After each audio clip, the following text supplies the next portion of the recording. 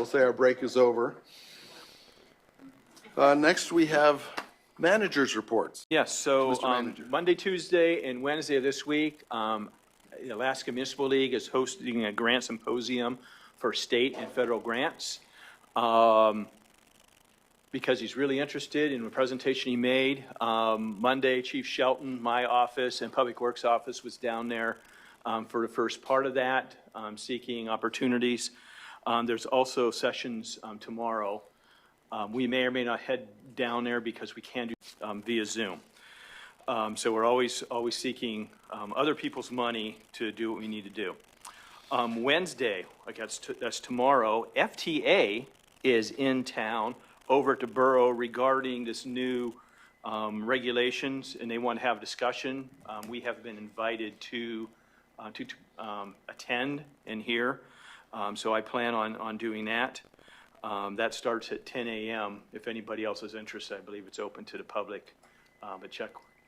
I don't think you all can come, can they, Shelley? Not all city council people can come, nor do they want to. Okay. No Also, too, important stuff on Friday, 1 p.m. at Government Peak. That is Metsu Borough project. Is a ribbon cutting. They've done some improvements, and this is anticipation of the Arctic Winter Games. If you haven't been up there ever, go up there and look at the parking lot and look at the view. But it's a really nice facility and Nordic skiing there. Also, too, on Monday, October 2nd, I am very happy. We have John Dumenti, who's starting his first day as our airport superintendent. Really excited, talented guy at our airport, and I think we're ready to take the next step, especially in light of all the construction going there, the new opportunities we have at our airport. And on Wednesday, October 4th, from 6 p.m., Station 6-1 in Wasilla is honoring and renaming their station Benny Cottle. And many of you know Benny Cottle, who is a volunteer fireman probably forever. And it's a great way to honor him. So that might be something to also show up for.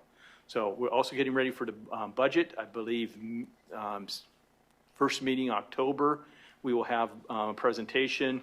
I don't want to step on Shelley's presentation, but we also going to have an evening of presentations from my directors, that sort of thing, to kind of get into it early. Instead of spreading it out, do it all in these presentations in one night. That is all I have for tonight. Does the council have any questions?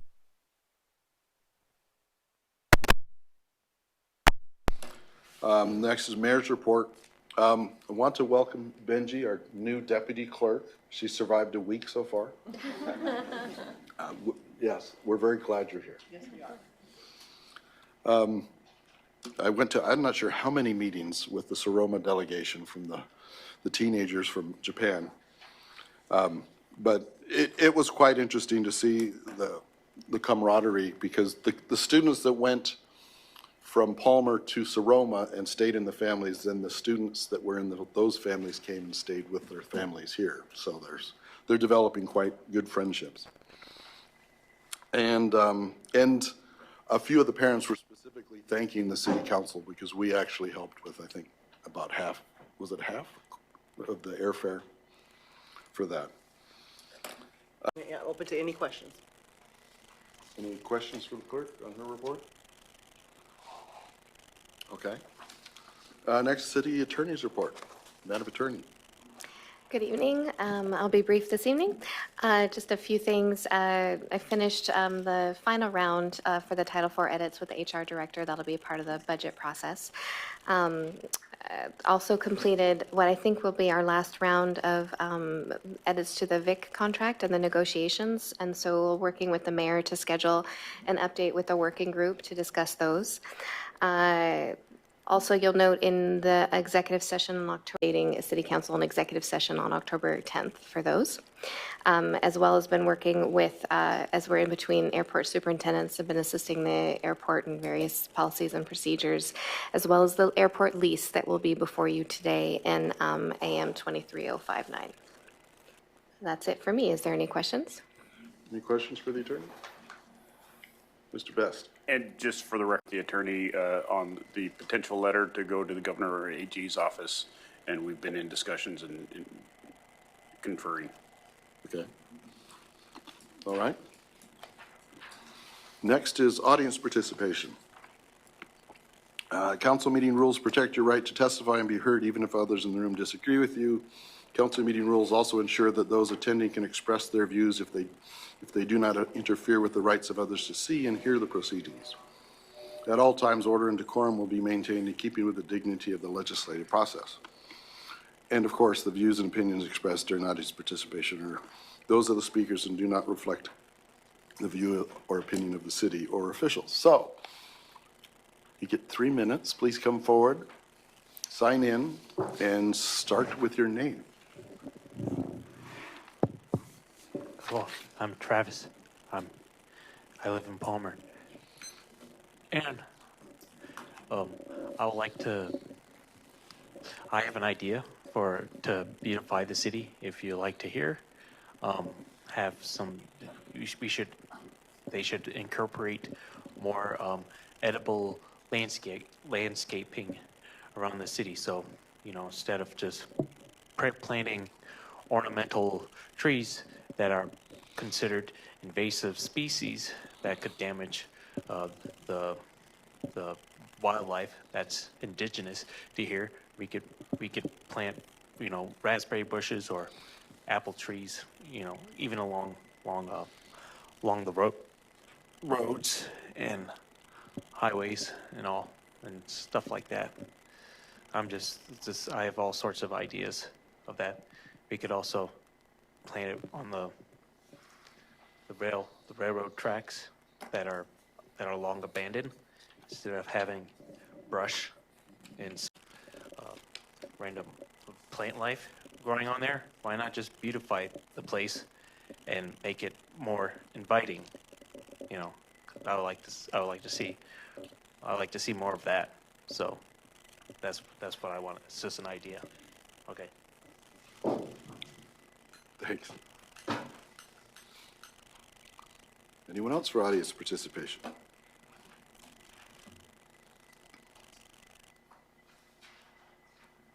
Good evening, Council. My name is Rachel House. I'm with the Friends of the Palmer Library. And for the passing around the city and passing out signs, yard signs and window signs and flyers, encouraging our voters to look at Proposition 1 on the upcoming for the upcoming election, and answering questions that they have about it.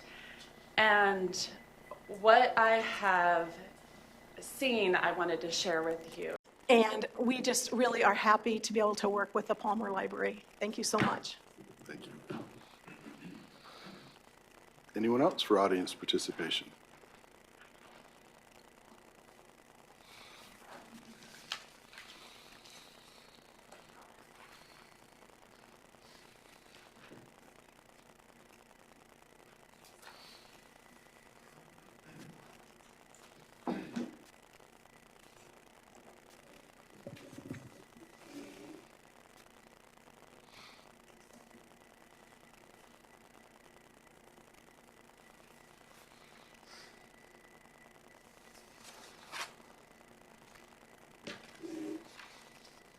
Did you distribute those, Shelley? I'll usually wait. Are you going to read it? Not quite. Would you distribute that, please? In a minute. Go ahead. I'm sorry. My name is Jack Snodgrass. I was the city attorney here for 25 years. And the reason that's important is because I sat at that table and its predecessor for 650 meetings, and I learned something about Palmer. And one of the things I learned about, and I'm talking about the library, the point is that the question is, what are you going to do? How are you going to fund this library? And the story arises on how we failed to fund the golf course. The city let millions of dollars of bonding for the golf course. The golf course was supposed to make a lot of money and repay everything. The golf course failed to make any money at all. The city paid the bond out of the general fund. After so many years, a few years, the general fund went broke. We had $60,000 to $80,000, that's all was in the general fund because of the golf course. The council, faced with this, raised the sales tax. The sales tax in Palmer for 40 years was 2%. After that meeting, it was 3% to pay for the bond. The bond has now been paid for the golf course, but guess what the sales tax is in Palmer today? The emergency passed, but the taxes did not go down. Why is this important? The question is, how do you pay for the library? A $10 million bond a 10-year bond at $10 million is at least $1 million a year. Your budget is a balanced budget. There's no $1 million or however much to pay for the library bond. Where does the money come from? Your general fund, right? Well, your general fund, although it's significant, will not pay a $10 million bond. So the question comes down to, how do we balance the amount of money available for the library? And as the lady said, what is going to be cut in order to pay for the library? Further, your chief brought up the Palmer Police Station is not new. Remember, this is the oil money. It's all about 40 years old. Our buildings are about 40 years old. Guess what? Public buildings last 35 to 50 years. So it's not just the library. Horrible to say, maybe it's lucky the roof collapsed there, but there are other buildings and we have the same problem. So it may be prudent that the city determines a line in its budget to pay for however much the library bond is going to require. And they're the same thing. The payment determines the bond determines the payment. I think we can do better than we did with the golf course. Thank you.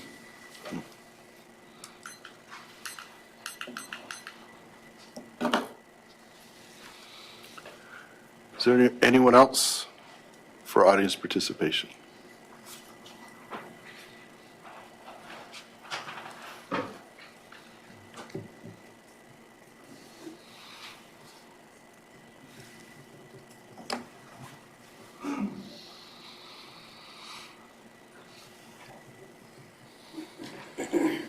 Hello, City Council. I'm Eric Anderson from Palmer. I really didn't want to speak on this and just see where it goes, but I've been talking about revenue streams for a long time. There's no reason why the golf course can't be a positive money flow situation. I think a lot of it has to do with marketing. A lot of it has to do with the right time of year and marketing, and also the amount of time it's closed to the public for certain events. Skins games, tournaments, weekend rentals where people come and rent for different charities, and that cuts away from the public revenue stream. Regardless, government costs a lot of money to operate, and it's not going to get any cheaper. We've been talking about the police department down here for at least a decade, going over different bids, how to jack it up, how to fix it, this and that. We're sharing the building with the state troopers, a different government entity. What happened up there at the corner of Marsh and the Glen Highway, the borough was able to obtain a lot within the city limits from a private developer. Now that borough has a plan for an ambulance station, a dispatch center, and a fire station. And we're working collectively with the Alaska State Troopers. Maybe we could work collectively with the borough and the state troopers to maybe confine all the dispatching to one center. Also, when you look at the high-end market for new construction on the West Coast, and I'm talking West Coast, California to Alaska, a really high-end commercial construction project is about $380 a square foot. You guys set a cap or a not to exceed number or a hypothetical number at about 16 million for the library, hypothetically. 16 million divided by a really high-end of 400 square feet is about 40,000 square foot facility. When you look at 3-story building, a full basement for records for the police department, maybe changing rooms, or maybe it's their offices up on the 3rd floor or 2nd floor, it still gives you a 10 or 15,000 square foot building for just the library if you were to plan it properly. And now that's the job of the city, right? How do we get the most out of our buck? Your engineering firm that you guys decide to hire for all these projects, you know, it's always usually the same 1 or 2 firms. they need to work with the city too. And they need to understand that, you know, if we're gonna spend $160,000, which you guys are gonna approve to extend a water line for a booster station, that's 10% of a $16 million project when it comes to engineering fees. So all in, it should cost no more than $400 a square foot, including lot, upgrades, construction, management, engineering, architects, permits, all that stuff. So it's your guys' job to make sure the money, our money, your money, is stretched to the maximum and not just putting money out there for ideas. And another thing is the website. I think you guys should put polls on the website for the public, and that would answer a lot of what the public wants. Thank you. Thank you. Is there anyone else for audience participation? I think everyone knows there's a second audience participation at the end of the meeting as well. We'll close audience participation. There's no public hearings for this meeting. Action memoranda. Action memorandum number 23-054, authorizing the city manager to execute amendment number 4, final design, bidding, and construction administration services with HTL Engineering Consultants in the amount not to exceed $164,895 for engineering and construction services for the Bogard Road Booster Station project. What's the wishes of the council? Second. So it's been moved and seconded. Is there any questions of the manager or discussion? Councilman Alcantara. Yeah, thank you, Mr. Mayor. So, Manager Musi, as I'm understanding this is a grant award from the borough to us, correct? Correct. Thank you.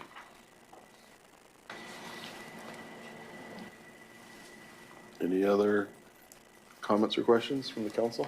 Okay. Madam Clerk, if you could call the roll, please. Councilmember Best? Yes. Mayor Carrington? Yes. Councilmember Alcantara? Yes. Deputy Mayor Moline? Yes. Councilmember Tudor? Yes. Councilmember Anzalati? Yes. Unanimous?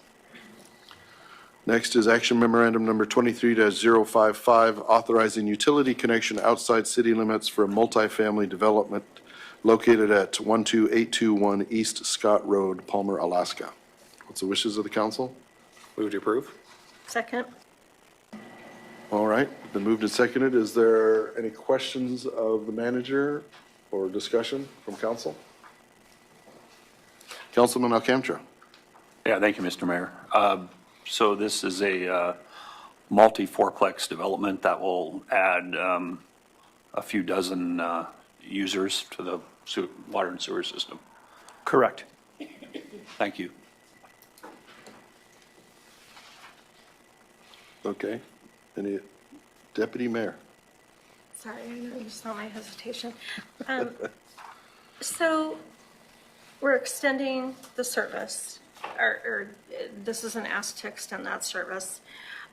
We would then be able to charge city water sewer. Have we thought about our police department and those services that might go along with that? I'm just asking theoretically. Mr. Manager? That would have been wrapped up in annexation if we would have somebody love to annex in. You know, there's going to come a time, and the borough's always floated this, and it floated it when there's another manager over there about what they do if we're road service areas and fire service areas, do a police service area where they would pay for our services. So those discussions probably should happen sooner than later. But right now, I don't know how we do it. Maybe a subscription basis, you know, maybe you buy police help for $500 a year to these houses outside the city of Palmer. I don't know if we legally can do that, can we?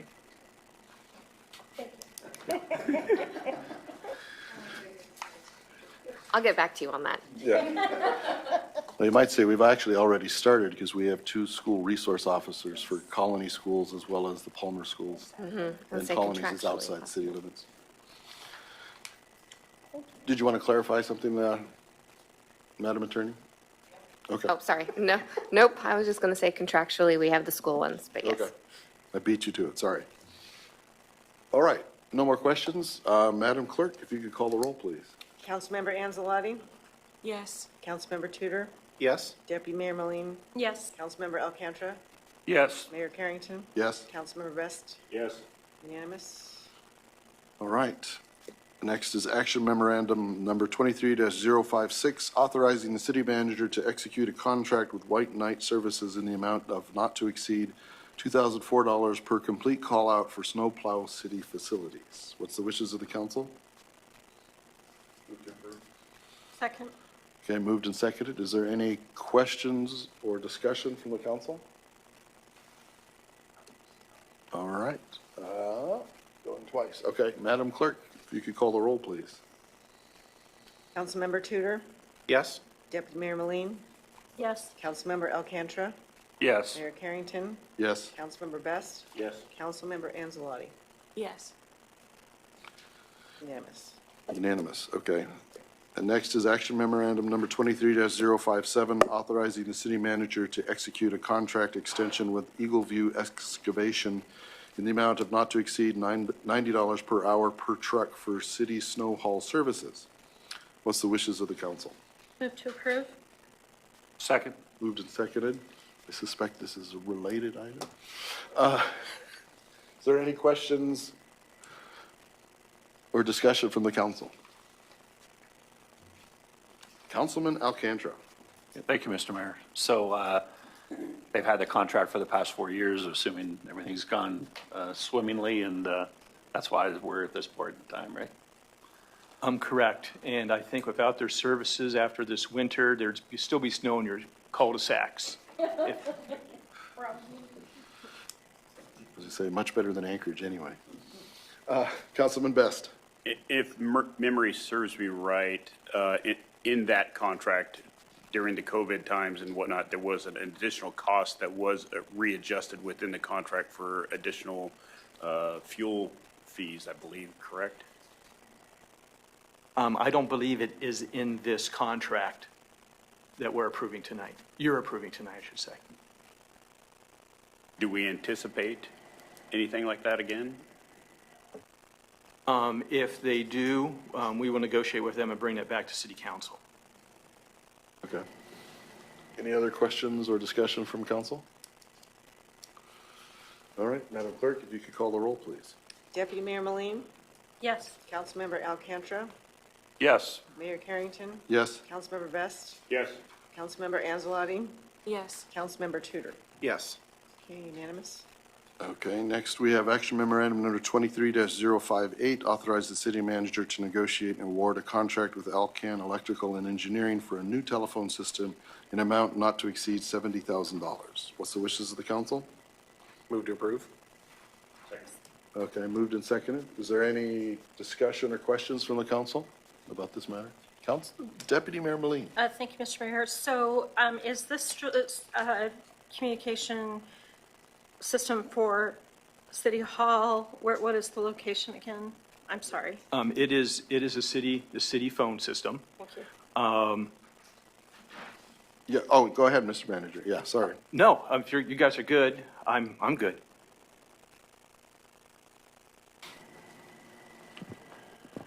Yes, Councilman Tudor. Hey, Mr. Mayor, one thing I was trying to look on here, and I looked at the system, it looked like a good system, and I have full faith in Alcan Electric, but my only curious part was what the hardware warranty was on there. I know they have a complimentary 1-year warranty, but I wasn't sure about, because we're kind of in this situation because the current phone system, the Avaya one, is no longer supported. So I was just curious what the timetable on this. I know this is a new system, but I was just curious what the Mr. Manager. timeline was. It is a 1 year. So what you're reading is correct. Were you asking if there's any kind of way getting Like extended? Yeah, just like an extended, what I want to make sure is we're not, this is a big chunk of change. And just making sure that, I know some of the other bids we got were, anyway. So I'm just trying to figure out on the longevity of the system.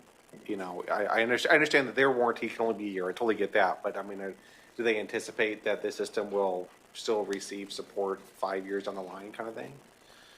Yes, so let me just do a quick history because we have Avaya, IPO.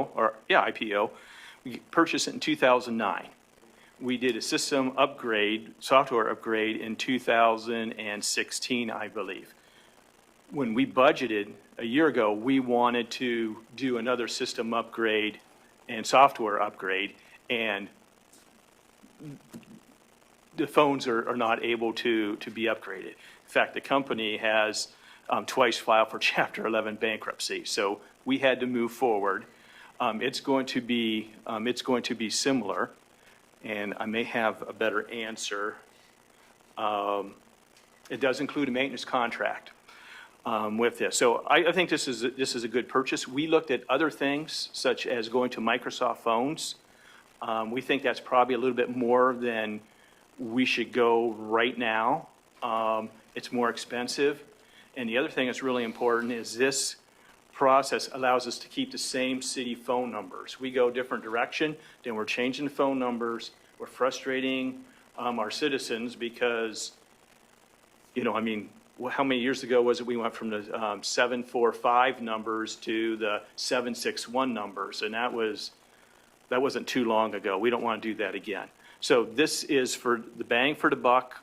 This is our recommendation. We think this is the best system. It's basic. It will do the job. It is certainly not what we paid for all the infrastructure for the sound system at the city council table.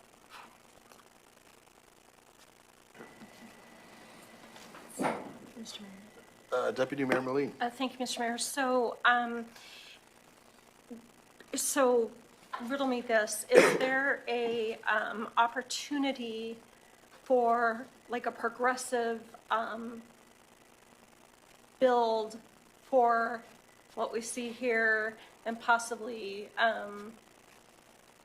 maybe perhaps recording of our meetings and things like that to enhance on top of this? What are the layering proposals that come with this, or is it just, or are they strictly just? We looked at a basic phone system that will work.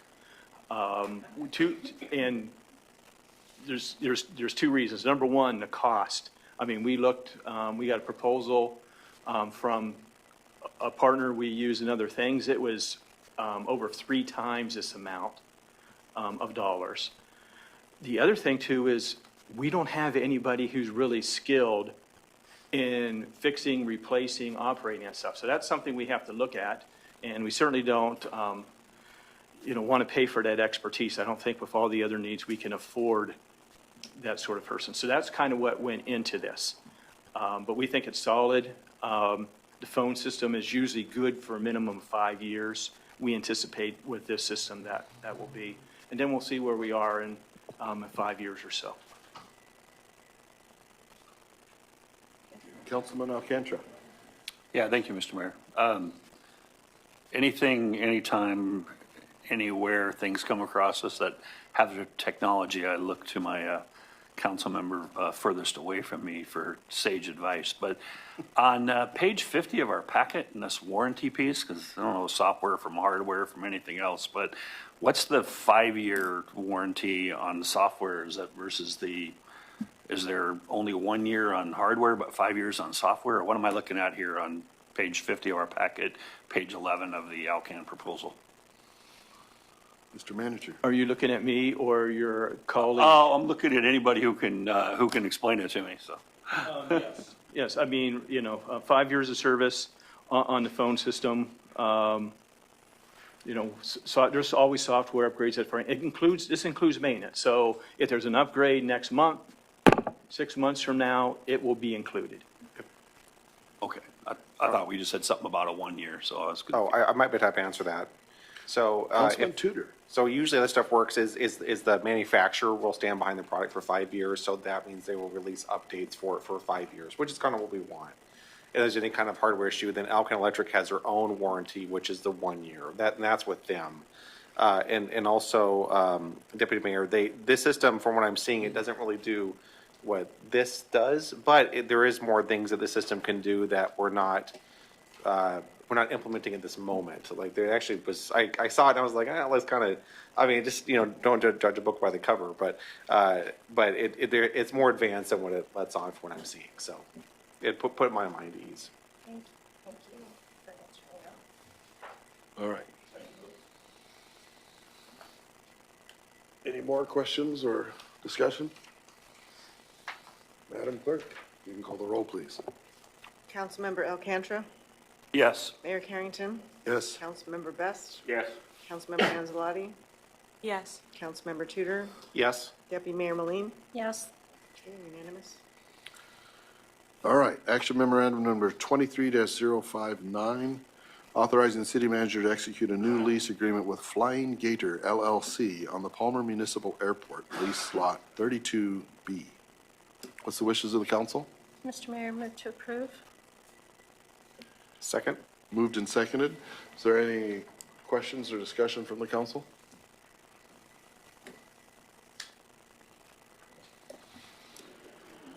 I guess not. No questions or comments? Okay. Madam Clerk, if you could call the roll, please. Councilmember Best? Yes. Mayor Carrington? Yes. Councilmember Alcantra? Yes. Deputy Mayor Moline? Yes. Councilmember Tudor? Yes. Councilmember Anzalati? Yes. Unanimous. Okay. Next, action memorandum number 23-060, authorizing the city manager to negotiate and execute a contract with Talon Construction for the construction of temporary walls at the Palmer Public Library from roof collapse for the weatherization and security of the building in an amount not to exceed $48,686. What's the wishes of the council? Move to approve? Moved and seconded. Is there any discussion or questions from the council? Councilman Tudor. Thank you, Mr. Mayor. And just for the record, just wanted to clarify, I know it says we're getting reimbursed by insurance for this, but that reimbursement is still going to be, just in case this bond passes, we end up building a whole new building. Does this, we still get reimbursed the same from insurance regardless what direction we take? Yes. Okay, thank you. Okay. Any other questions or discussion from the council? Madam Clerk, if you could call the roll, please. Councilmember Tudor? Yes. Deputy Mayor Moline? Yes. Councilmember Alcantra? Yes. Mayor Carrington? Yes. Councilmember Best? Yes. Councilmember Anzalati? Yes. Unanimous. Unanimous. All right, next, there's no unfinished business. New business, discussion regarding residency requirement for the Palmer City Manager, City of Palmer, Alaska Municipal Charter, Section 5.4, and Palmer Municipal Code 4.15.060. Madam Clerk, is this probably a good time to go into a committee of the whole, or you just want to have? That way. Okay. All right. Deputy Mayor, would you like to lead off? Sure. Well, so I asked for this to be brought into discussion as an opportunity for the council because, as you know, talent, recruiting talent, retaining talent, and having an opportunity to access a talent pool, sometimes we have to look beyond just our walls here in Palmer. And so that isn't something that can happen in a vacuum. It has to be open to the public. But I think that it's time to maybe perhaps get to coalesce and to think about the talent pool, recruiting, and what our code and what our charter says now, and looking towards what that's going to look like in the future. So that's why I asked for this to be brought forward.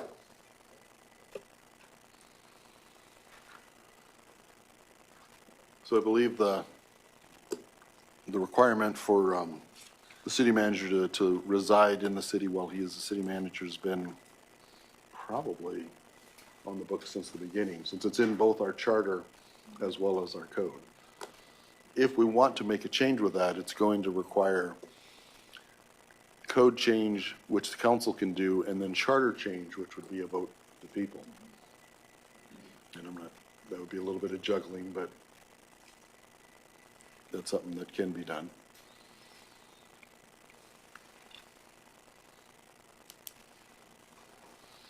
Councilman Best. With that being said, this isn't something that could be implemented anytime prior to the next election after this upcoming election. it would have to be something that would be as a charter change before the voters, and they would have to approve it before we could have action on it. Unless we wanted to use the anathema word of special election. Which, you could bring that discussion with the clerk one-on-one, I would suggest, but. Right, I mean, if we passed an ordinance, it wouldn't be able to take effect, I think, until the charter would be changed, I believe, if we, ask the Madam Attorney does that sound right, Madam Attorney? Yes, I'm scanning now. Let me get back to you in just a few minutes, continue the discussion. Okay. Councilman Alcantra? Thank you, Mr. Mayor, and thank you, Deputy Mayor Merline, for kind of bringing this to our attention. Certainly, this code could use some cleaning up and getting rid of all the hises and he's and things that is mentioned in it. But I will say, for the overall idea of allowing our city manager to live outside the city limits of Palmer, at first blush, I'd be certainly opposed to that. I think that the city manager's position pays roughly about $40,000 a year more than other department heads, department directors, as it should be. And for many years of my life, I worked in emergency management and the incident command system and other things. I'm a big, big believer in whoever is in charge of our city being as close as possible to City Hall when all heck breaks loose. So I have to say that, just throw out in all honesty, I'm glad there's as Councilmember Best mentioned, it's at least a year down the road that I'm very much an advocate of the city manager living inside the city limits. And I think whatever was done in past, allowing for time for him or her to move into city limits is certainly something negotiated via contract. But as far as code and as far as allowing them to live, even within the 5-mile thing mentioned for the department heads, is not something, at least right now in September of '23, that I would look fondly on. But thank you. Councilman Best?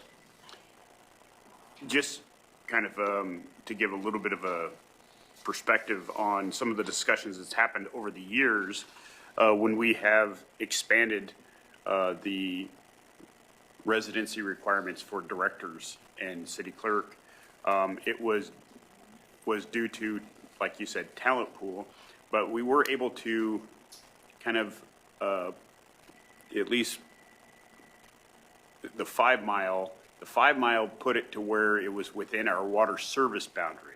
And so that is an area of influence and control for rate setting of water and sewer services that is within our governmental purview. And so then within that, then you could say that that person still has skin in the game, so to speak. And that was kind of the impetus for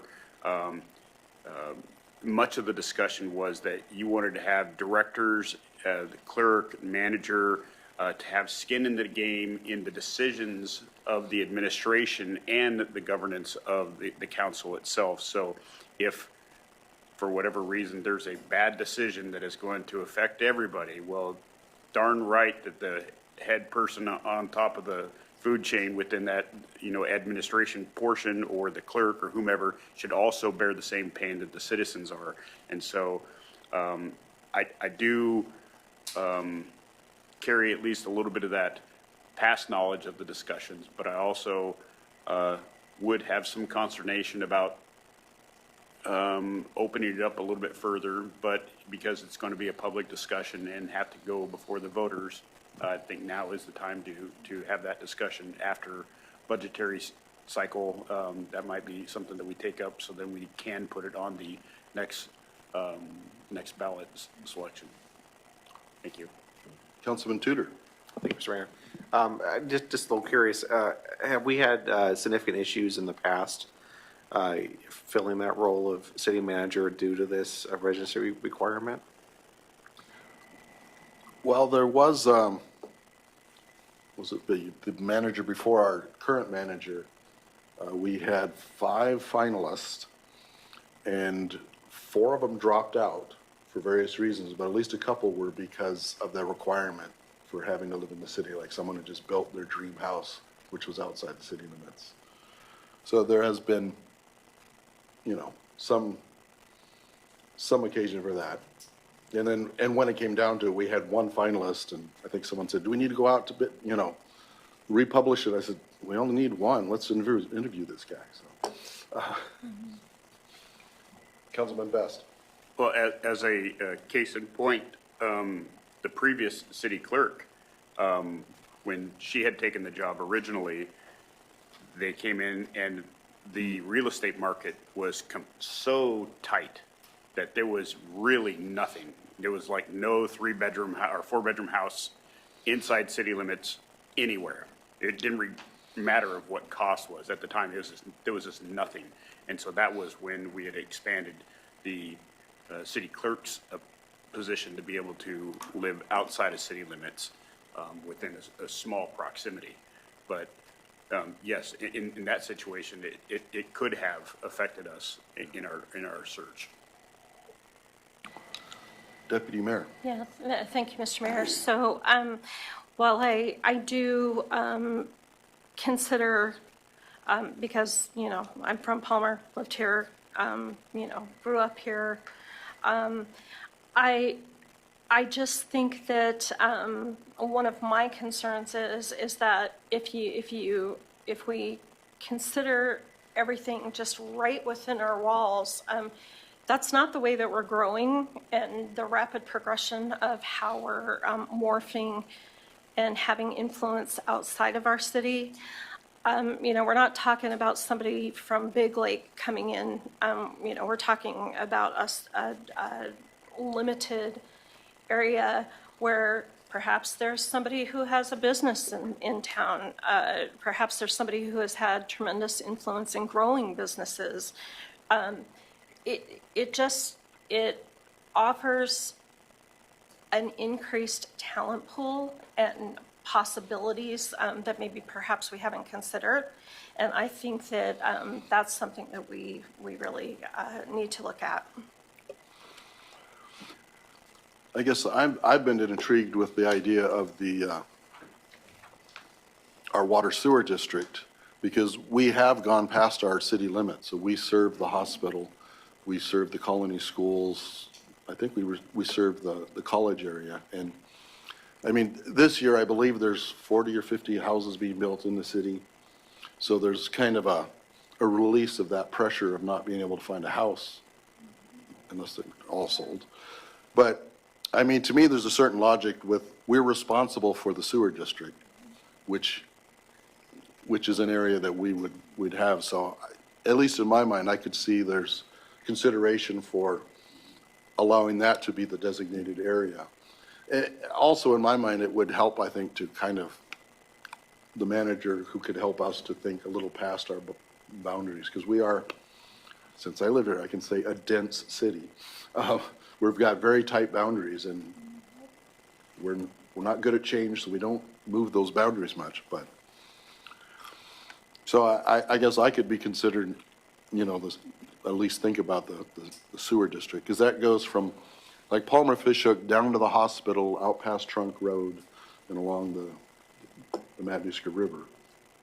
So it's a large area, and it's an area that we're technically responsible for in a utilities frame. But is there any other discussion? Alternate Deputy Mayor Anzalati? You've been kind of quiet. I know we shocked you early on, but. Thank you, Mr. Mayor. I think at this point I'm just considering what my fellow council members are saying. I haven't thought about this and made up my mind on it yet, but it's helpful to hear what other people have to say about it, and I look forward to hearing the research that we do on that.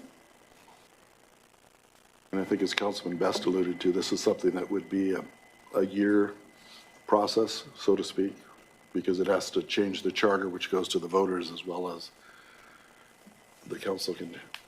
And I just wanted to confirm that. I looked it all up, and that is exactly, it would have to go through the charter, and then could be a code return as well. There's also examples that are used in different establishments on the ballot, so it might be helpful to define what our water district is, if the council is considering it that way, as well as get data on, within city limits, exactly how many physically built homes are available, mortgage rates, that sort of thing, just in terms of what your options are, what limitations you're placing on whoever's applying.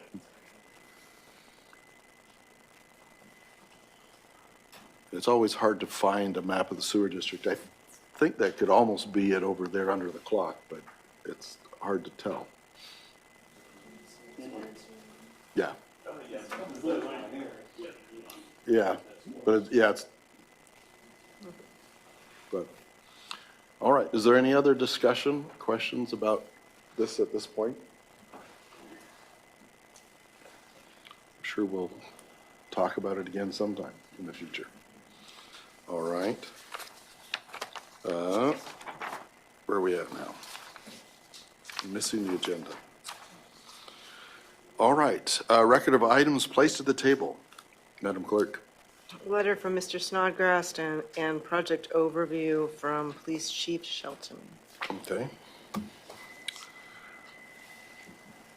And next is audience participation. We'll open audience participation. You can have 3 minutes to come forward. If you haven't already, please sign in. Start with your name. And say, I'll slam it again and we'll be done, right?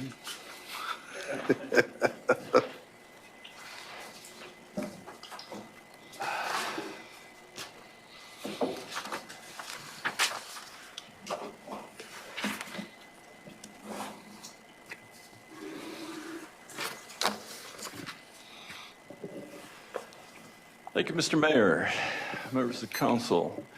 3 topics I wanted to talk about. One, I too was privileged to have the visitors from Seroma come visit our studio. We were able to record them, and we broadcast that recording of the kinds of things they were interested in Palmer. It's up on our website.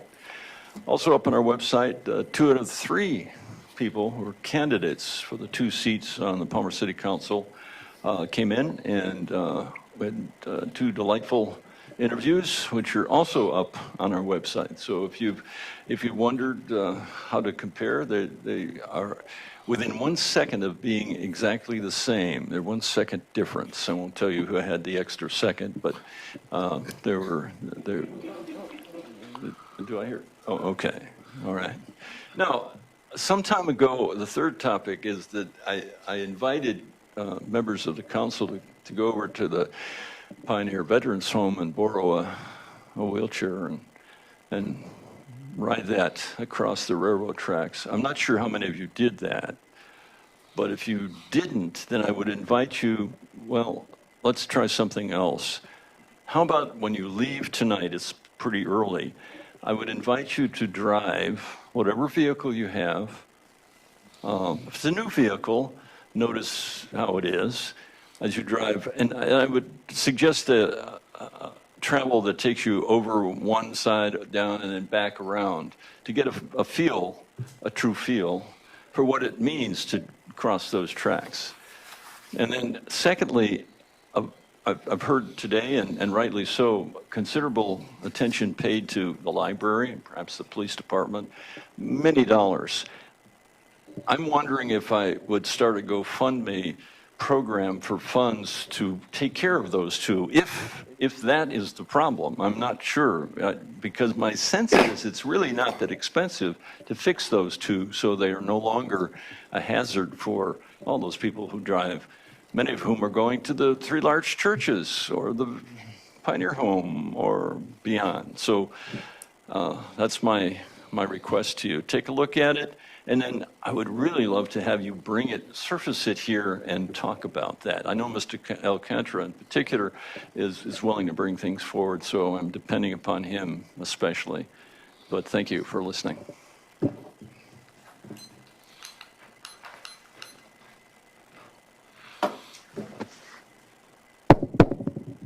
I'm Travis. I know about the railroad tracks. I go over them when I go home sometimes. It's not pretty when you feel it, especially in a truck.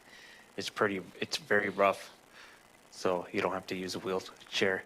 But anyway, part with the railroad tracks, if you're gonna since you're expanding the road to get prepared for the Arctic Games, you should also consider and to bring in more people by way of a train, use the train station to bring in more visitors, and so just clear out the tracks and have them repaired so that it could be used for railroad traffic. And if that's not a viable option, then really consider the edible landscaping. Put more, berry bushes or apple trees or whatnot. Just so that it can hide. Just to beautify the place. This is just a suggestion. Yeah.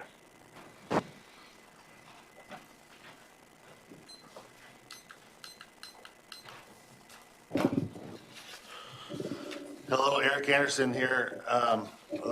A couple things I just want to touch quickly on. The library, I think the square footprint of the library is 15,000 square foot on the ground. I just did a quick little thing on my map here, and when you take the calculation and the cost of new construction, for about the top of what we're thinking, or we're planning budget-wise, possibly, 16 million, you would get 3 full floors at 15,000 square feet roughly if you're semi-conservative with the planning.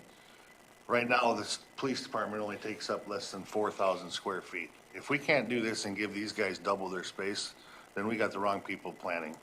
Also, water and sewer. We approved to hook up this water and sewer outside the city limits, which they're close proximity. I'm all for it, 100%. Now we have maintenance issues that's gonna cost the city. That's where the revenue stream comes in. When we're looking at all this stuff, like, hey, we gotta upgrade the booster stations, we got a library we gotta fix, the police station needs upgrades. What about all the infrastructure we still have here? I mean, do we ever plan on like general maintenance? Hey, we got an asphalt road, we should probably reseal it once every 20 years. If we can't do that, don't build the asphalt road, because it costs you more if you wait 25 years or 30 or 40. And so when we're doing this stuff, we got to plan on, hey, down the road, it's going to cost us money to maintain it. It's not just the one and done cost. It's what are we doing? How are we going to recoup the cost and keep revenue streams coming in? And so that's the challenge. I challenge the city council is stretch the dollar, but also keep the revenue streams coming in at a maximum. Why we haven't annexed that gravel pit down there, I don't know, but we could be capitalizing on 100 train cars a day sending gravel to Anchorage. And so, it's lost revenue stream. So we're gonna pump water past there to the hospital and give those guys a free pass, but we're not gonna capitalize on a potential revenue stream there. Challenge for the city council. I know you guys are capable, just have to work together. Thank you.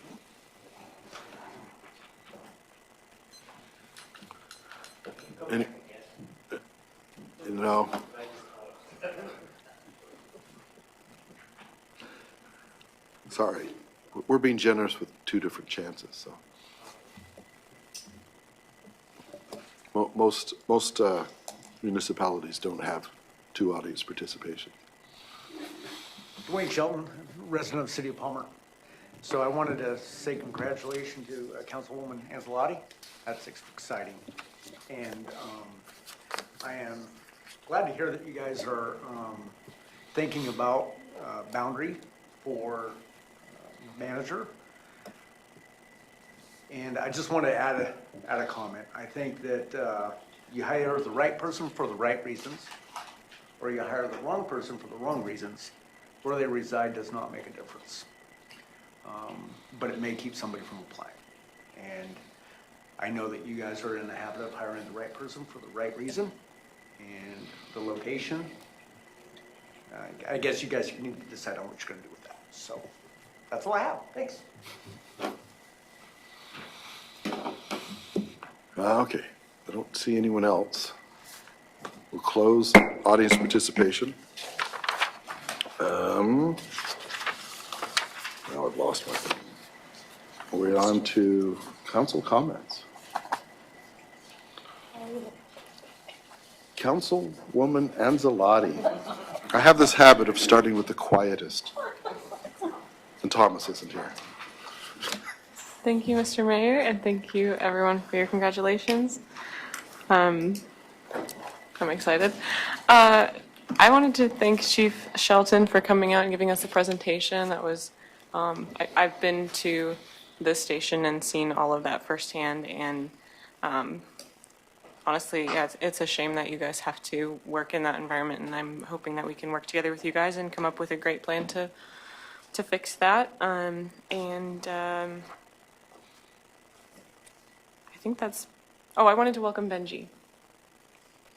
And that's it. Thank you. Councilman Tudor. Hey, Mr. Mayor. Yeah, I just wanted to say thank you so much, G, for giving us that presentation. I remember as well, and I did the walkthrough, and I was going, it's a little cramped in here. And you gave us a lot to think about, a lot to work on. Went to the public library presentation last week. I was a little late to it, but it was great to see so much public participation. It really helps with this, with our planning for it. And just remind everybody, voting's coming up, so please be sure to vote. And also, it's getting colder out there, so please disconnect your hose bibs. I don't want anyone having to call up a restoration company because of something like that. And congratulations to Councilwoman Anzalati. It's super exciting. Councilman Best. Thank you, Mr. Mayor. This could be my last meeting. So I'd like to give some words of encouragement to you all that next month, you're still going to have to fight for your voice with the MPO situation.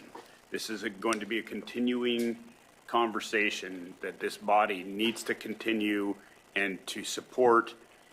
It's the rule of unintended consequences. We need to make sure that we are going to be protected, that this body as a home rule municipality has certain roles and responsibilities, and that we are not usurping our authority and just giving it to somebody else.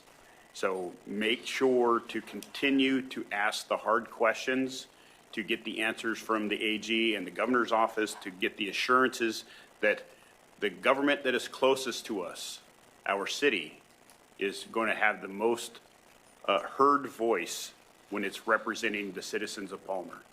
So I will encourage you to continue to ask the hard questions on that.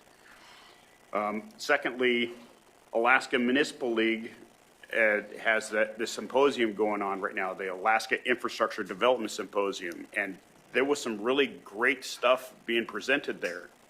Unfortunately, AML did not take into consideration that this is during election season.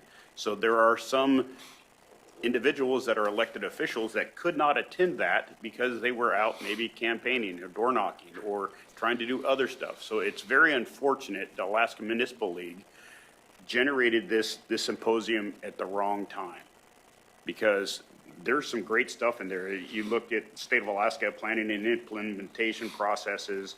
You had some really good keynote speakers that were there. I'm glad that our administration was able to attend, but there was also elected officials that would have loved to have joined in on that. And it's unfortunate that they didn't have the foresight to plan properly. Thank you. Deputy Mayor Meline. Thank you, Mr. Mayor. Benji, welcome. It's great to have you on board. Councilwoman Anzalati, congratulations again. That's very exciting. It's not very often that men jump from the sky with a ring. So very exciting. Chief, thank you so much for coming in and with your presentation. Mr. Anderson and I might not agree on everything, but oftentimes he does speak my language when it comes to ROI and just general business, principles.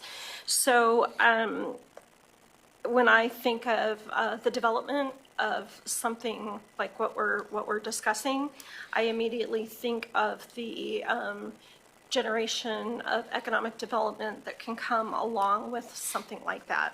So I just really encourage everybody to have an open mind when it comes to this, and I think that it's true. We have a lot of businesses, a lot of buildings here in Palmer that are older, and I think we've learned our lesson with the library that we just really need to take all of that into consideration and plan accordingly. I will say that I'm happy to see that there are some efforts for snow removal. I know that that's kind of our standard, but I think that we've done some thoughtful things throughout the year to plan for what might be another situation this year that hopefully not, but I think we've planned accordingly. So that being said, Councilman Best, it's been an absolute pleasure, but I do hope that you're back in that seat. But I really appreciate some of your tutelage that's come my way. So didn't want you to go without hearing that. So thank you. Now, did I miss anyone? Oh, Councilman Alcantara. Just for that, you're going to be here till 8:30 now. Thank you, Mr. Mayor. First off, thank you guys for the card and kind words.